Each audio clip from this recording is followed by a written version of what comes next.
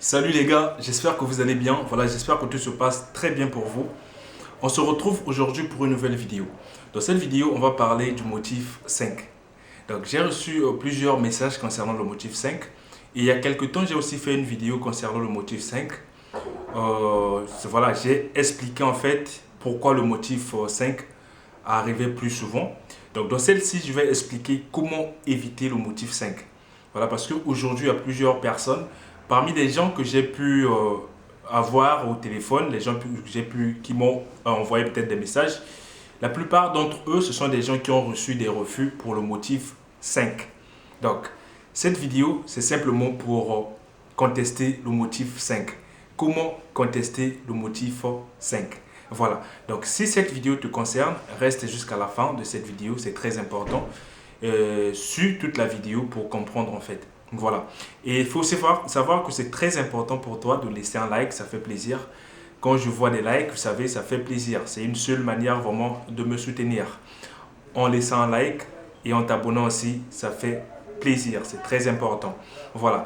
Donc, sans plus tarder, si tu es prêt à découvrir la vidéo, c'est parti pour notre vidéo. Vous êtes bachelier, étudiant ou travailleur, vous voulez poursuivre vos études à l'étranger dans les pays comme le Canada, la France, l'Allemagne et bien d'autres.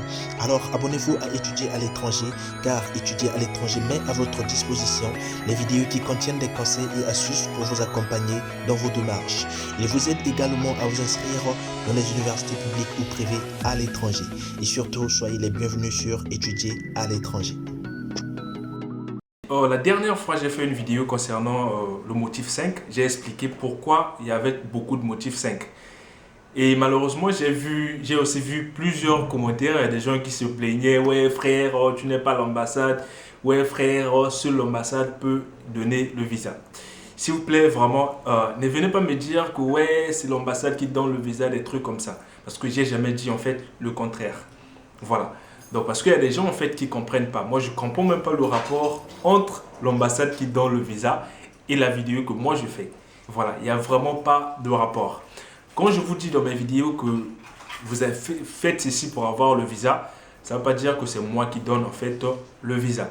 Donc, il faut vraiment comprendre les choses. Voilà, j'espère que c'est clair pour vous. Le motif 5 est un motif très complexe et qui couvre beaucoup de choses. Voilà. Donc, avant de contester le motif 5, vous devez d'abord savoir à quoi consiste en fait le motif 5. Que dit le motif 5? Voilà. Donc, le motif 5 dit simplement que les informations que vous avez fournies pour justifier votre séjour ne sont pas fiables ou ne sont pas complets ou sont incomplets. Voilà. Ça veut dire quoi? Ça concerne en même temps ton garant, ça concerne aussi le logement. Donc, ça concerne en général les informations que tu as fournies pour justifier ton séjour. Donc, pour justifier ton séjour, c'est simplement le logement et les ressources financières. Voilà. Donc, je vous disais dans plusieurs de mes vidéos que la manière la plus simple d'avoir un dossier lourd, c'est de faire un dossier comme on vous le demande. Voilà. Malheureusement, quand j'ai fait aussi cette vidéo, j'ai dit aux gens de faire faire un dossier comme on vous le demande en fait. Mais il y a d'autres personnes qui disaient ouais frère, oh, c'est pas vrai, faut toujours augmenter, faire des trucs comme ça. Moi en fait, c'est chacun libre de faire ce qu'il veut en fait. Donc toi tu peux faire ce que tu veux avec ton dossier. Moi je te donne des conseils et tu n'es pas obligé à faire vraiment ce que je dis. Voilà, tu n'es pas obligé. Et si tu veux réussir ton visa, la manière la plus simple, c'est de suivre en fait les gens qui sont passés par là. Voilà. Donc, n'inventez pas les choses. Moi, je disais ça à plusieurs reprises que n'inventez pas les choses. J'ai eu plusieurs personnes concernant les refus pour le motif 5. Donc, la première des choses à éviter ou la première des choses à faire pour éviter le motif 5, c'est de soumettre ou de donner un dossier complet.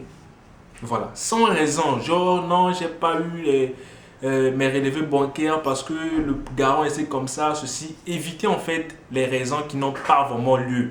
Genre tu viens, tu sais que quelque chose que tu peux trouver, mais tu trouves en fait des excuses. Donc, évitez cela. Donnez un dossier qui est complet. Voilà. Donnez un dossier qui est complet. Le refus pour le motif 5, ça vient souvent pour les dossiers incomplets. Donc, avant de déposer votre visa, rassurez-vous que votre dossier est complet. Parce que dans le motif 5, il est aussi mentionné que votre dossier doit être complet. Comme vous voyez le motif 5, à la fin, on parle voilà, des dossiers qui ne sont pas complets et aussi on parle de la fiabilité. Voilà. Donc, la première des choses à vérifier, c'est un dossier complet. Après avoir donné ton dossier complet, quand tu vois que ton dossier est complet, tu vérifies toutes les informations par rapport à ton dossier. Voilà. Parce qu'il y a des informations que tu vas demander une personne, par exemple, qui a changé de banque. Je prends un exemple. Une personne qui a changé de banque. Et puis, quand tu vas fournir les relevés bancaires, tu vas prendre pour la banque, la dernière banque et tous des trucs comme ça. Voilà. Donc, essayez un peu de vérifier l'actualité des choses ou l'actualité de vos documents. La fiabilité de vos documents. Une fois vérifié que vos documents sont complets, vous devez encore vérifier si vos documents sont authentiques. C'est très important.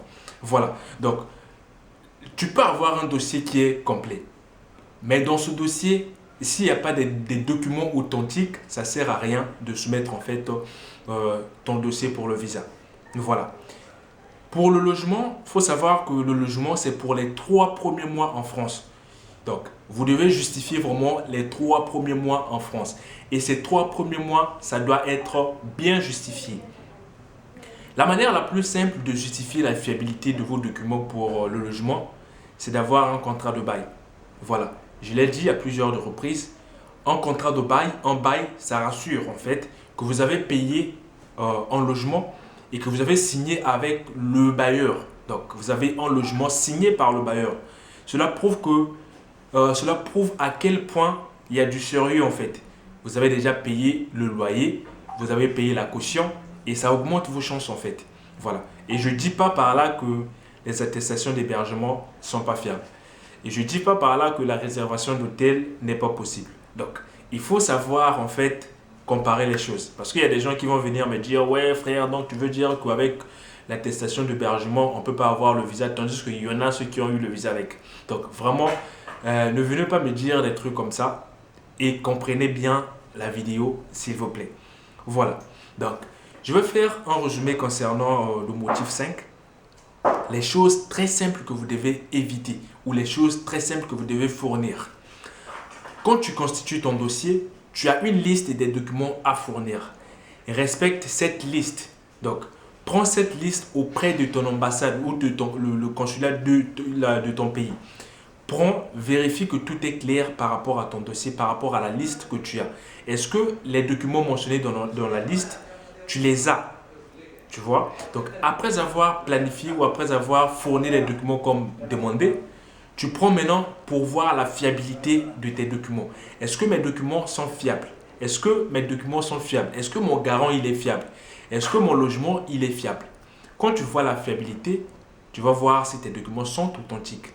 Voilà. Les documents authentiques, ce sont des documents qui sont en règle, voilà, qui sont en actualité. Parce qu'il y a des gens, ils déposent des visas, parfois ils ne savent même pas si son garant avait eu l'argent là, c'était quand, et des trucs comme ça. Donc, essayez un peu de voir votre dossier ou essayez un peu de voir vos dossiers, de revoir vos dossiers. Pour les gens qui ont reçu les motifs 5, comme refus pour les motifs 5, ce n'est pas encore fini. Vous pouvez encore corriger votre dossier. Donc, c'est encore le moment pour vous de vérifier qu'est-ce qui n'a pas marché. Vérifiez-le et puis revoir votre dossier pour déposer une nouvelle fois. Mais quand vous avez déjà un refus, rassurez-vous vraiment de fournir un deuxième dossier qui est vraiment bon. Un dossier béton pour ne plus avoir de problème de refus. C'est très important. Voilà. J'espère que cette petite vidéo vous a plu.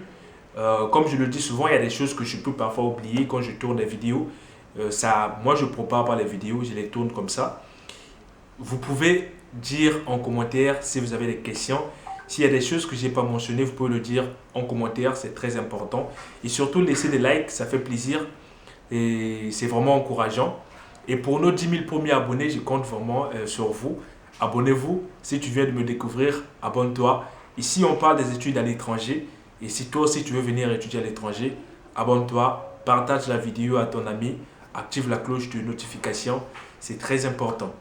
Et pour moi, c'est bon. On se retrouve à la prochaine fois pour une nouvelle vidéo. Ciao.